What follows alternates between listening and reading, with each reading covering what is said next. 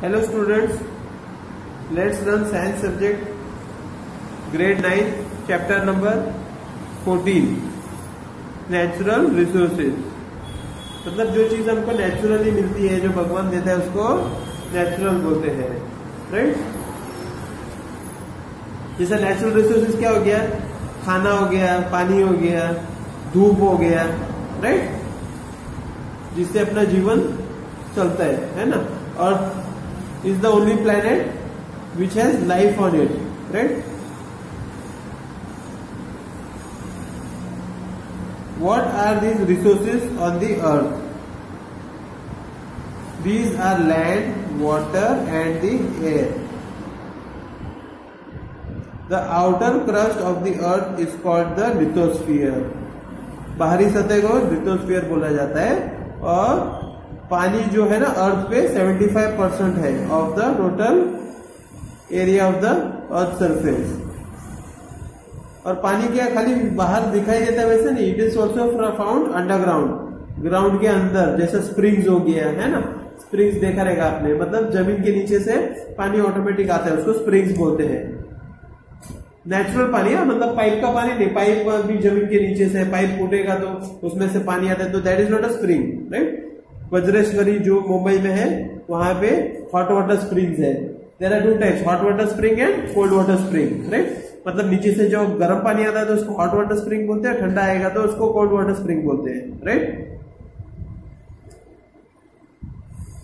These comprise the hydrosphere, मतलब ये सारा चीज मिला के हाइड्रोस्फीयर बनता है, right. It is called hydrosphere. The air that covers the whole of the earth like a blanket is called the atmosphere. चद्दर की तरह अर्थ को ओढ़ के रखा है, उसको एटमॉस्फेयर बोलते हैं। एटमॉस्फेयर होने से क्या है? लिविंग थिंग्स, मतलब life is possible on the surface of the earth. ऐसा मून हो गया, ठीक है। मून भी सेम डिस्टेंस पे है अर्थ से, लेकिन क्या है, मून पे लाइफ एग्जिस्ट नहीं होता। क्यों? क्योंकि उसमें एटमॉस्फेयर नहीं होता। एटमॉस्फेयर नहीं होने से क्या है, उसका टेम्परेचर है ना बहुत हाई होता है और लो बहुत लो होता है, extremely high and extremely low. The life supporting zone of the earth where atmosphere, the hydrosphere and the lithosphere interact and make life possible is known as biosphere, right. Living things constitute the biotic components of the biosphere. The air, water and the soil form the non-living or abiotic components of the biosphere. Let us study these abiotic components in detail in order to understand their role in sustaining life on earth. मतलब ये चीज जैसे air, water और soil, ये सब how does it help in the living organisms to live on the earth, right? It will be explained further. The breath of life, air. We have already talked about the composition of air in the first chapter. What it is? It is a mixture of many gases like nitrogen, oxygen, carbon dioxide and water vapor, right?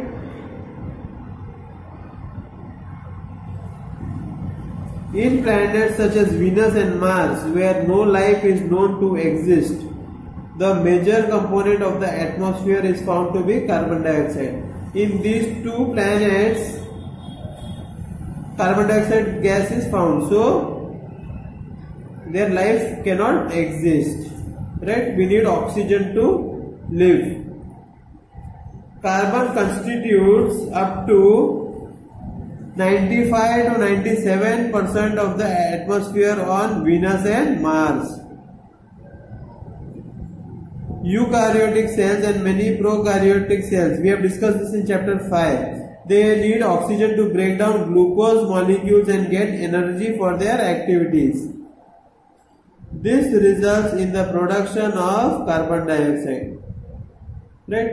They take in oxygen and they give out carbon dioxide, eukaryotic cells, right? Another process which results in the consumption of oxygen and the concomitant production of carbon dioxide is combustion. What does this mean? whenever we burn any fuel, what is the output? We will get carbon dioxide, right? This includes not just human activities which burn fuels to get energy, but also forest fires. Forest fires are what? मतलब जंगल में आग लग जाती है ना automatic, तो उसको बोलते हैं फॉरेस्ट फायर्स। वो कोई इंसान जाके नहीं लगाता, लेकिन क्या है, branches, due to the friction between the branches the fires are started. Despite this, the percentage of carbon dioxide in our atmosphere is a mere fraction of a percentage, because carbon dioxide is fixed in 2 ways। क्या होता है, जो carbon dioxide है ना, उसका जो मात्रा है वो फिक्स रहता है। कैसे? एक तो ग्रीन प्लांट्स क्या करते हैं, oxygen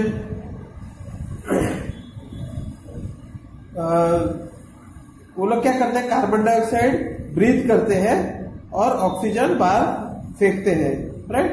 means they use carbon dioxide and turn carbon dioxide into glucose in the presence of sunlight. Second, many marine animals use carbonates dissolved in sea water to make their shells, right? मतलब जो shell होता है ना, शिपला बोलते हैं, वो किससे बनता है? कार्बोनेट से, which are dissolved in the sea water, right? So the quantity of carbon dioxide in the atmosphere is more or less the same. Now we will learn about the role of the atmosphere in climate control. Air is a bad conductor of heat. It doesn't allow heat to pass through it, so it is a bad conductor. The atmosphere keeps the average temperature of the earth fairly steady during the day and even during the course of the whole year. मतलब जो atmosphere है वो क्या करता है, अर्थ का जो temperature है ना, दिन में सूरज होता है तो काफी सारा हीट होता है, तो उसको बैलेंस करता है एटमॉस्फेयर, और रात में भी ज्यादा ठंडा नहीं होने देता, right?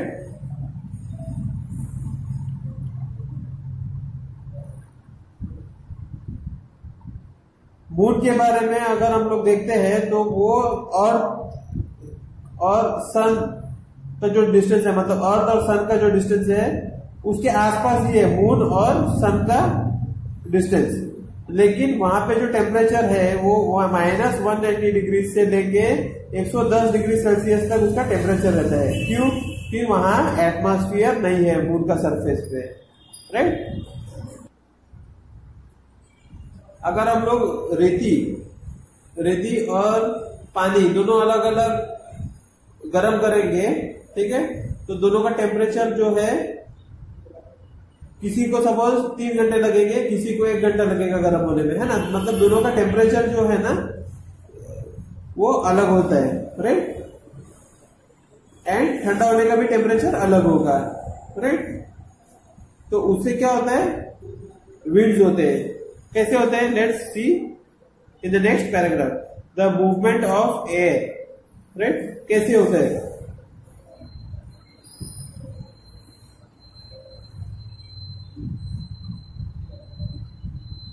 What causes the movement of air and what decides whether this movement will be in the form of a gentle breeze, a strong wind or a terrible storm? ये सब क्वेश्चन है अपने दिमाग में, है ना? उसका आंसर सबके को आगे मिलेगा। जो एटमॉस्फेयर में चेंजेस होते हैं ना, मतलब जैसा जो लैंड है वो गर्म होता है और जो सी है वो भी गर्म होता है, राइट? और दोनों का ठंडा होने का टेम्परेचर भी अलग आता है। मतलब ये जल्दी ठंडा होता है कोई, और कोई होता है वो लेट ठंडा होता है। मतलब जो वाटर है वो जल्दी ठंडा नहीं होता, लैंड जल्दी ठंडा हो जाता है, राइट? वो आगे डिटेल में पढ़ेंगे, है ना?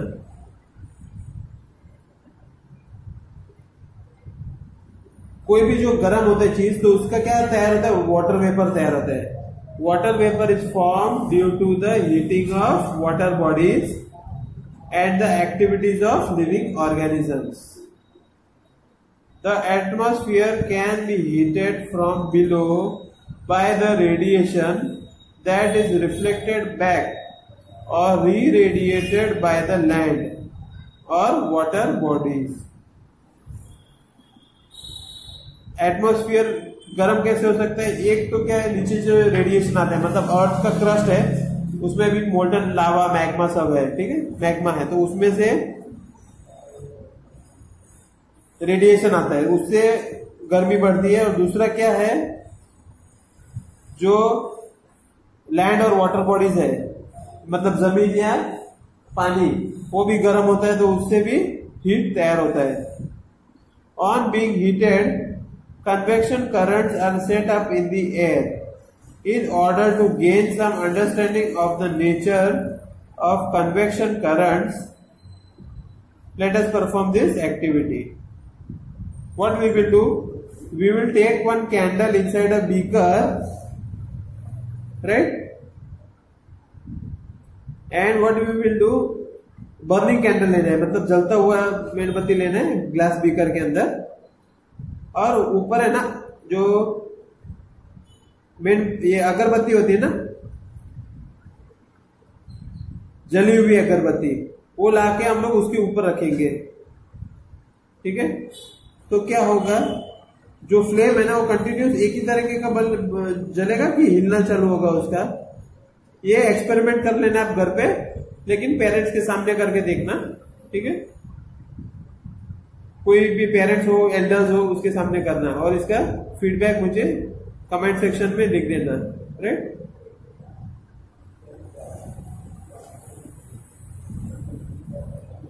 जब एयर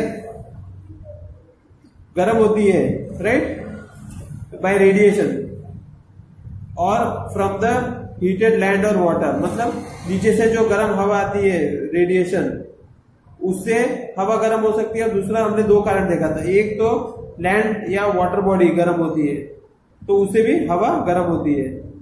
तो क्या होता है, कोई भी गर्म हवा है वो लाइट होती है, it is lighter, so it will rise. और ये केस में क्या है, लैंड जो है ना, जमीन, वो जल्दी गर्म होती है comparing water. Hence the air over land will also be heated faster than the air over water bodies. मतलब क्या है, जमीन जल्दी गर्म होगी तो उसके ऊपर का जो एयर है वो भी जल्दी गर्म होगा, है ना। सो क्या होगा, जो कोस्टल एरिया है, मतलब जहां पे समुद्र का किनारा नजदीक है, वो एरिया को कोस्टल एरिया बोलते हैं। दिन में क्या होगा, जो जमीन है ना वो जल्दी गर्म होके क्या होगा, ऊपर आएगा, उठेगा, वो हवा है ना गर्म होगी, तो इट विल राइज, राइट। और वहां पे क्या होगा, ऊपर राइज होगा, तो that will create a low pressure area, right. और जो पानी है, मतलब दरिया किनारा हो गया, समुद्र हो गया, वो क्या करेगा, उसका जो हवा है that will occupy the low pressure area, right. That means the movement of air from the ocean or any water body to the land, right, it will cause breeze, right। और नाइट टाइम में उसका opposite होता है, right. Night time में क्या होता है कि जो जमीन है वो और पानी दोनों दिन में गर्म हुए रहेंगे, और रात में क्या होता है, पानी है ना, presence of high levels of all the pollutants cause visibility to be lowered। मतलब क्या है, इससे दिखने में भी दिक्कत होती है। ज़्यादा कब होती है मालूम है, ठंडी के सीजन में, जब पानी है ना हवा में ज़्यादा होता है, ठीक है, और उसको क्या बोलते हैं, स्मॉग। सबसे ज़्यादा जो पोल्यूटेड सिटी है अपने इंडिया में कौन सा है, वो Delhi.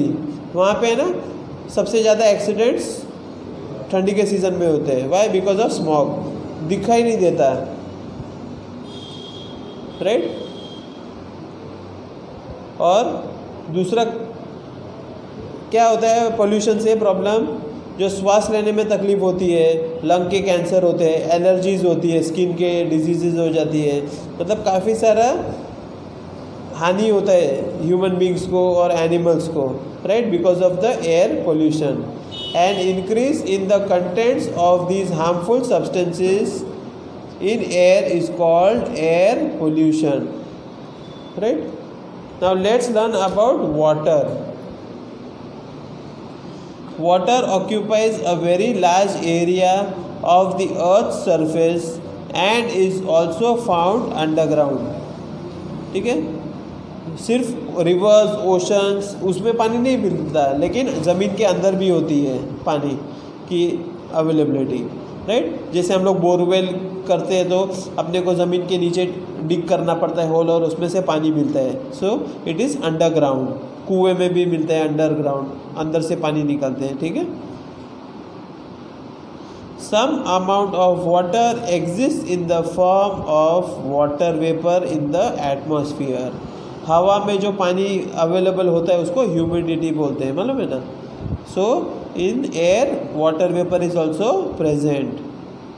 Most of the water on the earth surface is found in seas, oceans and is saline. Saline मतलब खारा. अर्थ का जो सरफेस है ना वो ज़्यादातर पानी खारा है, क्योंकि वो ओशंस का पानी है, सीज है. राइट. जो फ्रेश वाटर है, मतलब जो पानी पी सकते हैं, ये पानी पी नहीं सकते क्योंकि खारा होता है. Fresh water is found frozen in the ice caps at the 2 poles. मतलब जो नॉर्दर्न पोल है और सदर्न पोल है, मतलब एंटार्क्टिका और आर्टिक पोल, मतलब है दोनों पोल. सोशल स्टडीज़ में आपने पढ़ा रहेगा. तो वो दोनों पोल्स पे आइस होता है, और आइस मेल्ट होके वो पानी हम लोग पी सकते हैं. राइट. सो स्नो कवर्ड माउंटेन्स पे जो बर्फ़ होता है वहाँ पे पाया जाता है फ्रेश वाटर. और अंडरग्राउंड में भी होता है, जो हम लोग कुआं खोद के नहीं पानी निकालते, तो that is available below the ground. So it is called underground water. Right. However, the availability of fresh water varies from place to place. कोई कोई जगह पे आपको 10 फीट खोदेंगे तो पीने का पानी मिल जाएगा, कोई कोई जगह 300-400 फुट खोदेंगे तो भी पानी पीने का नहीं मिलता. So it varies from place to place depending upon the geography of the area. In rural areas where water supply systems have not been installed, people are forced to spend considerable amounts of time in fetching water from far away resources.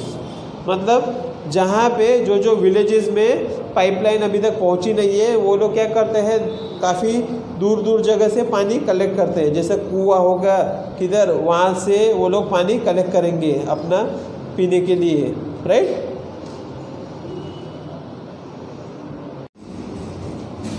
पानी है ना वो जल्दी ठंडा नहीं होता, और जो ज़मीन है ना वो जल्दी ठंडा होता है ना. तो जो पानी के ऊपर का हवा है ना वो गर्म होगा रात में, और ज़मीन के ऊपर का हवा है ना ठंडा होगा. ठीक है. तो जो पानी के ऊपर का हवा है वो क्या होगा, वो ऊपर उठेगा, तो वहाँ पे क्या लो प्रेशर होगा, तो जो ज़मीन का जो हवा है ना वो उसका जगह ले लेगा. So at night time land will blow from the land to the sea or to the river. Okay.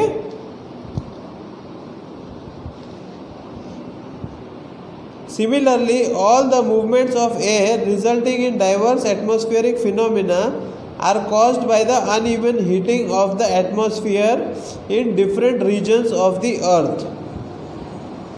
But various other factors also influence these winds. The rotation of the earth and the presence of mountain ranges in the path of winds are a couple of these factors. ये जो movement है ना air का, उससे क्या होता है मालूम है, there is a diversity in atmospheric phenomena.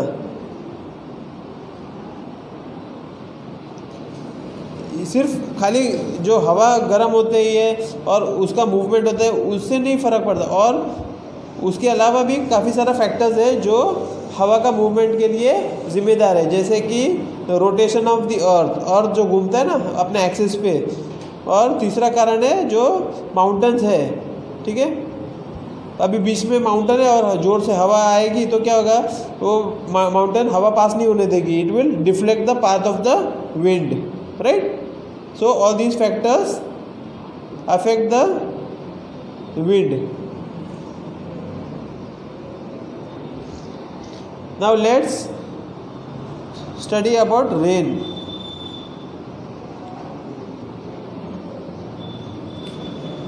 There is one activity which you read it on your own, okay, it is simple activity.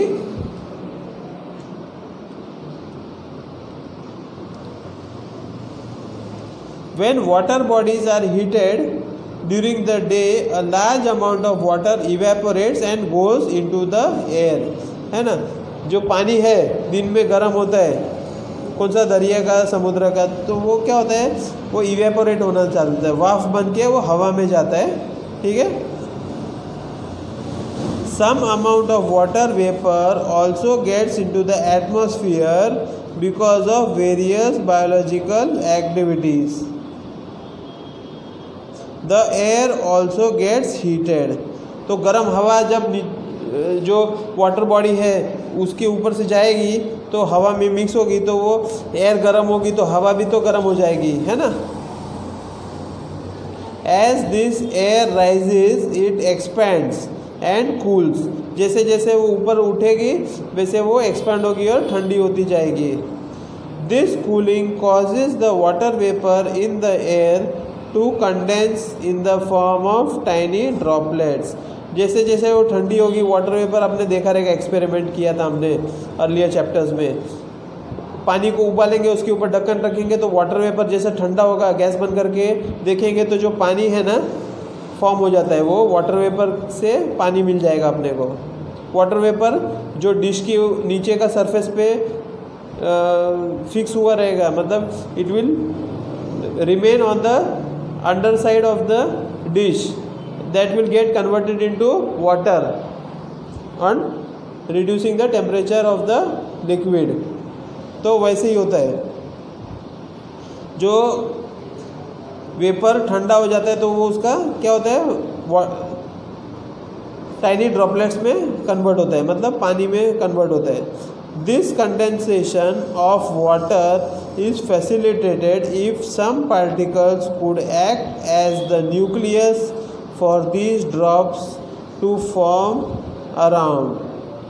मतलब वो क्या है, सब जो टाइनी ड्रॉपलेट्स है एक दूसरे से आके मिलके बड़े बड़े ड्रॉप्स में कन्वर्ट हो जाते हैं। Normally dust and other suspended particles in the air perform this function. Nucleus मतलब क्या, सेंटर, ठीक है। न्यूक्लियस कौन बनता है यहाँ पे, dust and other suspended particles in the air. हवा के अंदर जो दूसरा गैसेस भी होते हैं और डस्ट भी होते हैं, ठीक है, काफ़ी सारा चीज़ होता है विच इज सस्पेंडेड, तो that forms the nucleus in which the tiny droplets accumulate. Once the water droplets are form they grow bigger by condensation of these water droplets. When the drops have grown big and heavy, they fall down in the form of rain। ठीक है, जैसे जैसे उसकी size बढ़ते जाएगी, water droplets की बड़े हो जाएंगे वो, तो क्या होगा, वो नीचे वापस धरती पर गिरेंगे इन the form of rain. Sometimes when the temperature of air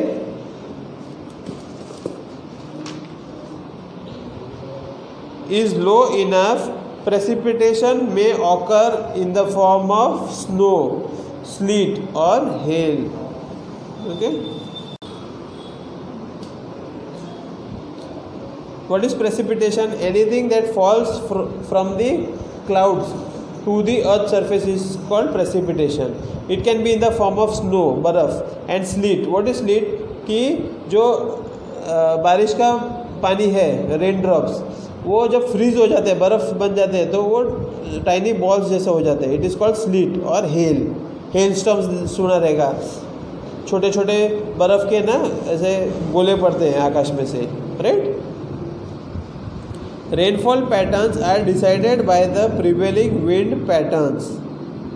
In large parts of India, rains are mostly brought by the southwest or northeast monsoons. We have also heard weather reports that say depressions in the Bay of Bengal have caused rains in some area. है ना, मतलब काफ़ी बार सुना रहेगा, ये ऐसे picture दिखाते हैं, ये this is the satellite image, ठीक है, these all are clouds, right. Depression होने से क्या होता है, ये बे ऑफ बंगाल है, राइट। ये एक स्टेटमेंट है खाली, ये hot weather report saying depression in the bay of Bengal have caused rains in some areas, मतलब ये स्टेटमेंट सुना रहेगा वेदर रिपोर्ट वाले जो पढ़ते हैं। तो जो हवा जो चलती है ना, उससे अपने को मालूम पड़ता है कि ये पोर्शन में रेन कब आएगा, ये पोर्शन में रेन कब आएगा, है ना।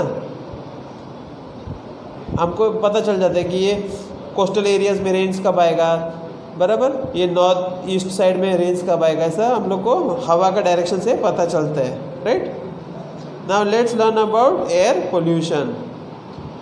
We keep hearing on the increasing levels of oxides of nitrogen and sulphur in the news, right. जैसे जैसे हवा में nitrogen, oxides of nitrogen and sulphur जैसे जैसे बढ़ते हैं तो क्या होता है, एसिड रेन होता है, ठीक है, which is very harmful for all living organisms. और जो नॉन लिविंग थिंग्स है उसको भी हार्मफुल है। जैसे ग्रेनाइट का टुकड़ा बाहर रख दोगे ना एसिड में, तो क्या होगा, उसका जो सरफेस है ना वो रफ हो जाएगा, okay. The fossil fuel like coal and petroleum contain small amounts of nitrogen and sulfur, ठीक है, उसके अंदर सल्फर और नाइट्रोजन होता है। When these fuels are burnt, nitrogen and sulfur too are burnt, मतलब उसके अंदर जो भी गैसेस है वो भी जलेंगे ना, and this produces different oxides of nitrogen and sulfur। मतलब हम लोग फ्यूल, फॉसिल फ्यूल्स जैसे अभी कोलसा हो गया या पेट्रोलियम हो गया, पेट्रोलियम प्रोडक्ट्स हो गए, ऑयल हो गया, कोई भी जलाएंगे तो उसके अंदर क्या होता है, नाइट्रोजन और सल्फर। तो उसके साथ जैसे ही वो जलेगा तो गैसेस बाहर आएंगे, नाइट्रोजन के और सल्फर के, which are very harmful. They dissolve in rain to give rise to acid rain.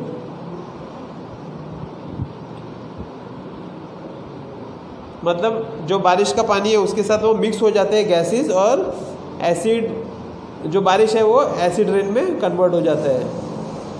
The combination of fossil fuels also increases the amount of suspended particles in air. मतलब जो भी हम लोग जलाते हैं फ्यूल्स, उससे भी क्या होता है, जो हवा में ना पोल्यूशन ज़्यादा हो जाता है। The suspended particles could be unburnt carbon particles or substances called hydrocarbons, ठीक है। ये दोनों चीज़ हवा में मिक्स हो जाती है जिससे एयर पोल्यूट हो जाता है।